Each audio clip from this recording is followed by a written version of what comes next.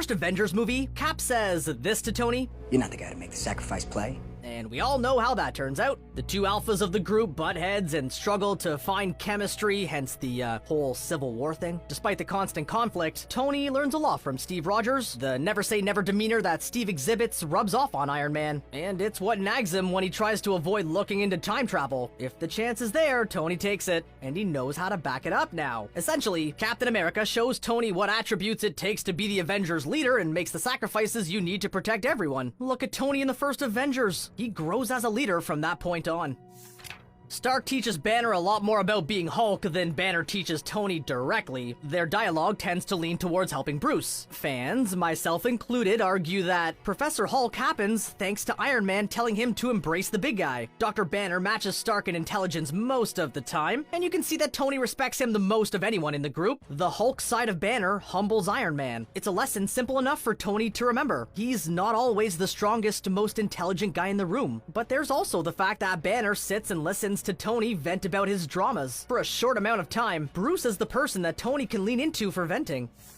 Clinton Francis Barton, aka Hawkeye, feels like a side piece in almost every film. He doesn't get a lot of one-on-one time with any Avenger outside of Natasha. Part of that is his own trust levels, but still, don't dismiss him and his value to Tony. The most impactful moment in Hawkeye's screen time is the moment that we see him reveal his family home to the Avengers. Now, look at Stark's home in Endgame. It feels like he took some notes from Barton and that Hawkeye gave him the blueprint to copy down for his own chance to settle down. Natasha Romanoff is the first Avenger Tony ever meets all the way back in Iron Man 2. Nick Fury leads the charge to get Tony off his self-destructive path and confront his lingering father issues. And Black Widow is there for those talks. She understands Tony as a person. You can see how she keeps him on task when he gets on his tangents. She initially stands on Tony's side and respects his logical argument. Being able to compartmentalize the tasks and remember the mission is an essential trait that Natasha gives Tony. In a more twisted way, Black Widow reminds Tony not to trust everyone because she does disguise her intentions from him multiple times. Just saying. Colonel Rhodes has been around for so long that he's been played by two different actors. Rhodes is a conflict for Tony that doesn't go away until Civil War, when Tony finally gets on the same page as him. Did anybody notice that Colonel Rhodes makes Tony's responsibility argument from Civil War all the way back in Iron Man 2? Yeah, it's more like Stark joins Rhodey's side rather than the other way around. More importantly, when War Machine goes down at the end of the airport fight, it shows the tangible losses of this fight. Rhodey trusts Tony to protect him and lead him down the right path. That moment shows Iron Man that he's responsible for the team around him, and that people can get hurt following him. Okay, this is weird. You can look at Vision as Stark's creation. He crafted Ultron, and Ultron commissioned Vision, then Stark reprogrammed Vision. So, in a way, Vision is Stark's version of Frankenstein's monster. Like Mary Shelley's classic novella, there's a lot to learn from the creation. Vision is the pure representation of Iron Man's ideals. He was intended to be a suit of armor around the world, yet he becomes something entirely different. Vision shows Tony that pure good can come from his intentions. Granted, Vision isn't precisely what he and Banner intended, but the lesson is clear. I'd also argue that Stark gets the idea of nanotech from working on Vision. I'm on an island with that theory, but can you let me know if I'm not alone in the comments below? Yeah, that'd be great.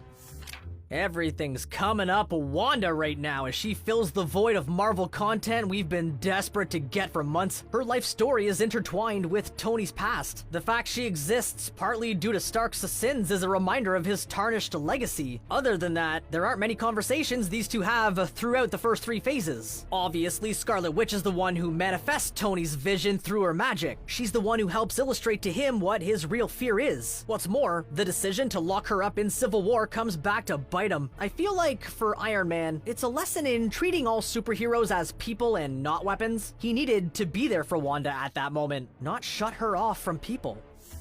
Watching Tony troll Thor will never get old. Obviously, Tony finds this member of the Big Three to be a fun punchline and not necessarily a huge threat. That's the surface level relationship, but Thor represents a massive learning moment for Stark. Iron Man's first interaction with Loki and Thor is to jump right in against them. Despite this brave action, Tony learns about powers beyond his contemporary belief system. Thor represents the first proof to him that there are cosmic forces he needs to match up with now. It's a hard pill for him to swallow. There are things past lost to Earth that Stark has no idea about, and he's forced to reconcile that fact. Conversely, the fact Stark fights Thor and survives. That insight proves to him that Earth's mightiest heroes are capable of defending their home if they prepare properly.